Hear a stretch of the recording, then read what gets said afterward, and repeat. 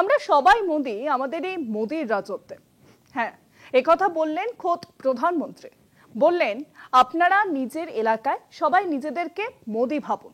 এছাড়াও মহিলাদের প্রতি মোদির আন্তরিক বার্তা, স্যার নয় ভাইয়া বলে ডাকুন। বিহারের ভোট নিয়ে প্রবল চাপে রয়েছেন নরেন্দ্র মোদি। ফল প্রকাশের পর কাঁদতে হবে, খোঁচা দিয়েছে বিরোধীরা। খেলায় না পড়লে বিড়াল গাছে ওঠে না। প্রবল চাপে পড়লে কিছু মানুষ কত কিছুই না করতে পারে। বিহারের ভোট দোরগোড়ায়। ওই রাজ্যে এনডিএ তথা বিজেপির অবস্থা ভালো নয়। স্বভাবসিদ্ধ দাদাগিরি করতে গেলে ঢাকি সমেত বিসর্জন দিয়ে দেবে বিহারবাসী। তাই নরেন্দ্র মোদীর গলায় এখন মধু ঝরে পড়ছে। বিরল সব কথা শোনা যাচ্ছে মোদীর মুখে। বিহারে বিজেপির বুথ স্তরের কর্মীদের সঙ্গে ভার্চুয়াল মাধ্যমে এক বৈঠক করেন মোদী।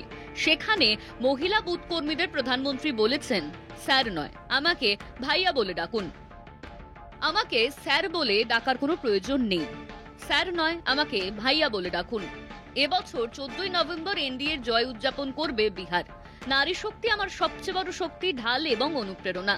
বিহারের সকল মা বোন একসঙ্গে ভোট দিতে যাবেন, গান গাইতে গাইতে যাবেন, থালা বাজাতে বাজাতে যাবেন। মহিলারা গণতন্ত্রের উৎসব পালন করবেন। কি কি করতে হবে মহিলাদের তার ব্যাখ্যা দিয়েছেন নরেন্দ্র মোদী। বুথ কর্মীদের বলেছেন, নিজেদের এলাকায় তারাই এক একজন মোদী, সেই হিসাবে কাজ করবেন। বিহারের ইতিহাস সম্পর্কে সচেতন করার দায়িত্ব মহিলা কর্মীদের দিয়েছেন প্রধানমন্ত্রী।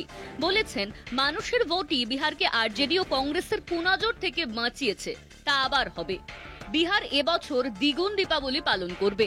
চরম আশাবাদী মোদী। নরেন্দ্র মোদীর এদিনের ভার্চুয়াল বক্তব্যের প্রতিক্রিয়ায় বিরোধীদের মন্তব্য, যতই নাটক করুন, বিহারের ভোটের ফল প্রকাশ হলে কাঁদতে হবে মোদীকে। কলকাতা টিভি।